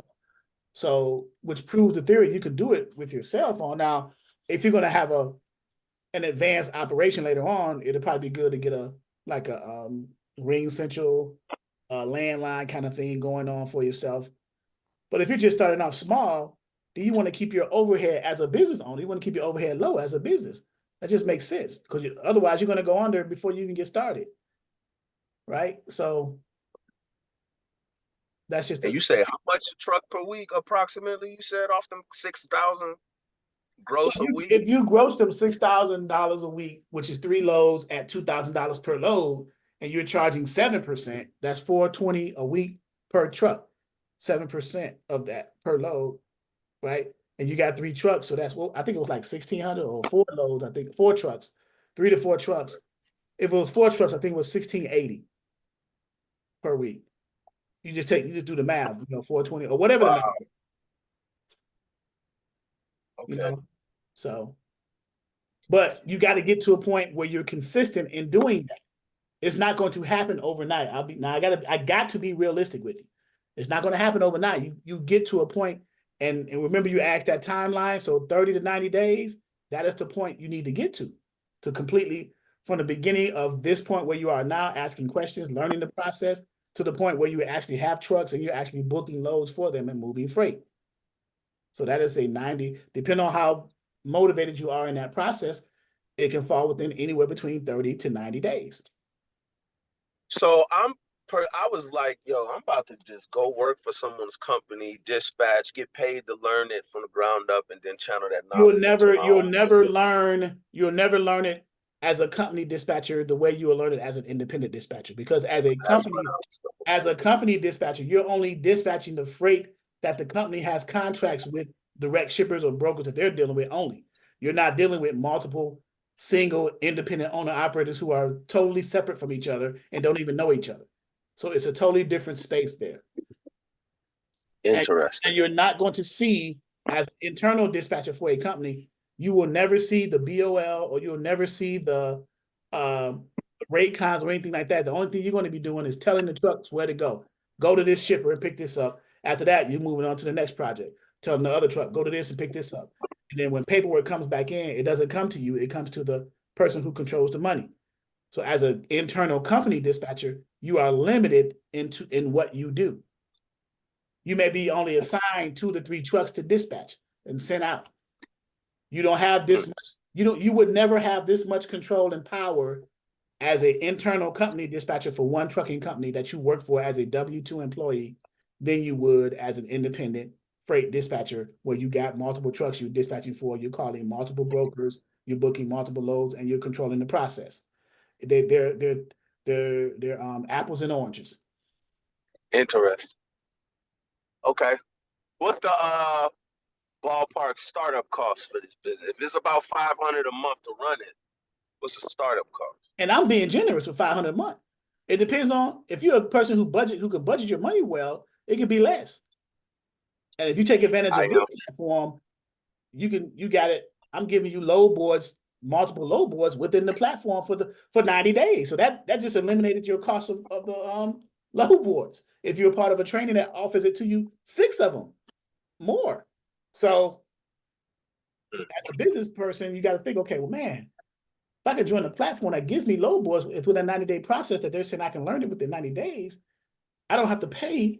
I just paid the cost of the training, but then I get all these resources, forms, and document templates, these Zoom trainings. I can ask all the questions in the world, call the person whenever I need to call them, and the list goes on and on and on and on and on and on, right? So yeah, a lot of value there. It's interesting. For me, it's a no-brainer, but hey, I'm not trying to sell myself. I'm just, it'll happen. If someone's interested in my training, they will give me a call. If they're not, they won't. I mean, it's as simple as that, right? We got some of your students in the house. Can we hear from some of these success stories? What they doing? Well, I got students in here. I think Vancia's in here. I think yeah, just came off mute. I was itching for it. Itching for it. My name is Vancia. I'm the owner of On Point Logistics. I have been in this class for quite some time, and I have literally had to call Charles a number of times for assistance. He's always been there. All of these tools you're going to need. It's not simple. He's giving you a summary version of the duties that's actually involved. And a lot of this can be time consuming. It's not 1, 2, 3, 1, 2, 3. It depends on a number of factors with your driver status, such as the time he's been an owner operator.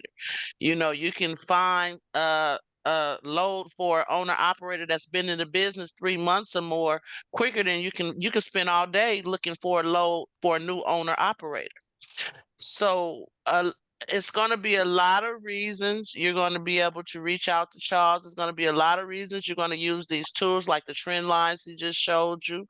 I'm even learning new stuff every time I come to class. I've been dispatching. Put it like this: I haven't held a 9 to 5 in 2 years, and I have a family. Okay, so I can testify that he know his stuff, and all you got to do is follow the steps, and you'll be successful. Don't what are overthink some of the most it. common mistakes getting started? You raised some good questions. What are the most common stuff that people trip over? What are some of the most common mistakes people make starting out? I can tell you what my most common mistake was. Wanting to dispatch so bad that I took box trucks. Oh yeah. So You do- what I advise students, the easiest entry point of the types of carriers you should select are the three major equipment types. Remember the dry vans, the flatbeds, and the reefers. There are other specialty equipment types. Let me go there real quick. The specialty equipment types, you're gonna be able to get them at will, because they need your services. The box trucks, the hot shots, the power onlys, and the sprinter vans and cargo vans. The reason why they need your services and they're willing to work with you as a dispatcher is because finding loads for them is more difficult than it would be for the three major equipment types, the dry vans, the flatbeds, and the reefers. Now it's more of a challenge.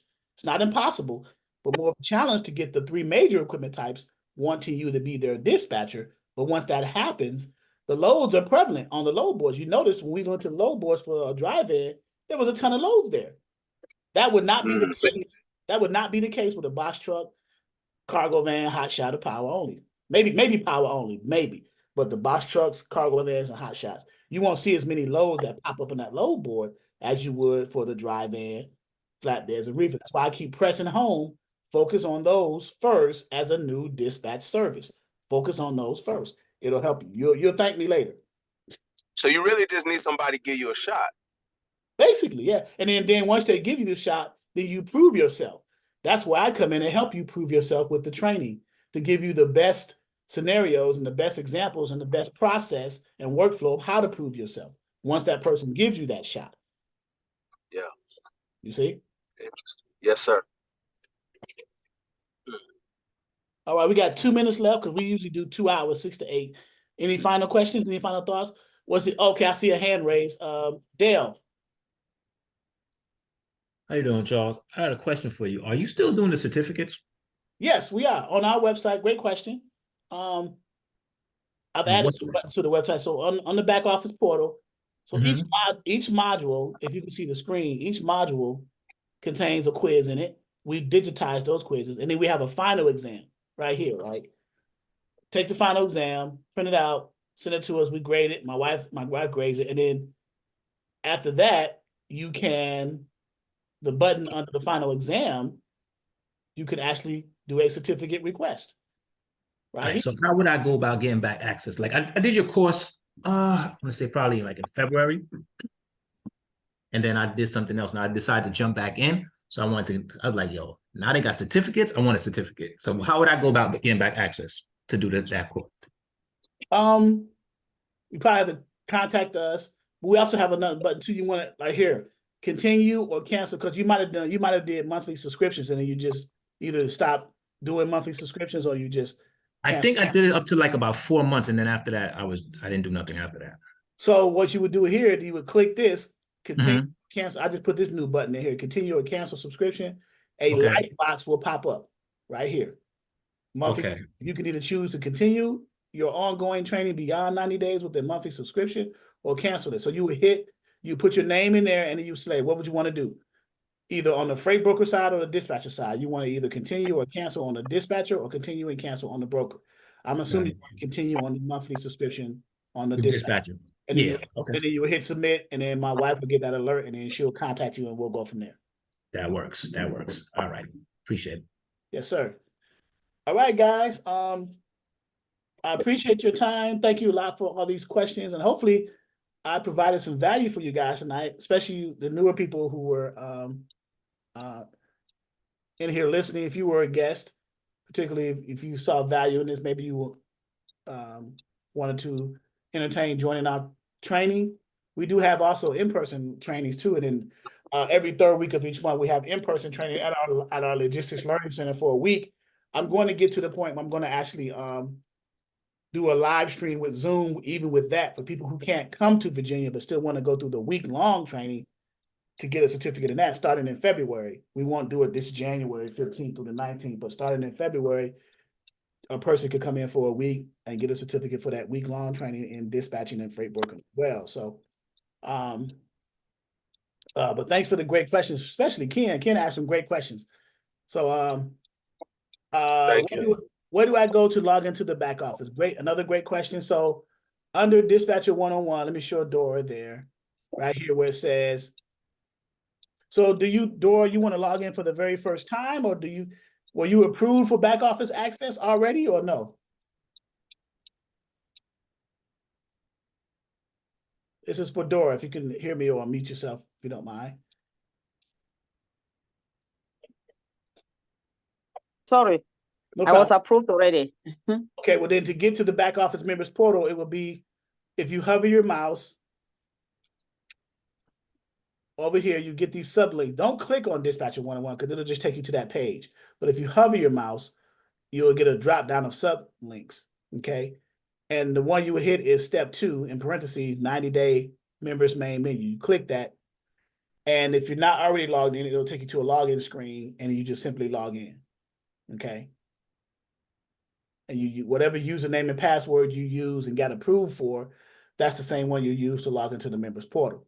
And it'll take you, when you get to this main menu page, you are in the back office. This is called the back office.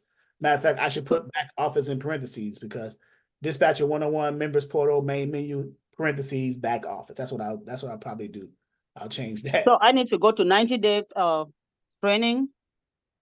Right here where it says, yeah, step 2, 90-day main menu. Okay. Members main menu. I'm probably going to change that. And just take the step 1 and step 2 away and just put email, password, setup, and then 90-day members main menu, and then parentheses back office. I'll probably change that so it'll be easier for people to understand where it's located. So, all right. Okay, thank you. Real quick, Mr. Charles. Yes. Shiante, what's up?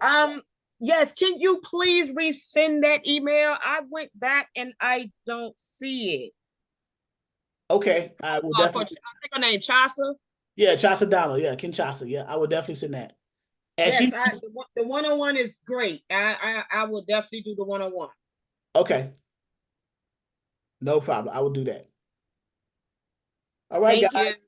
You're welcome. And everybody connect with Ken on LinkedIn, and then we'll go from there. Thanks, David. I forgot. Yeah, because LaDonna's not going to be here for the month. She had a tragic loss in her family, so you guys pray for her.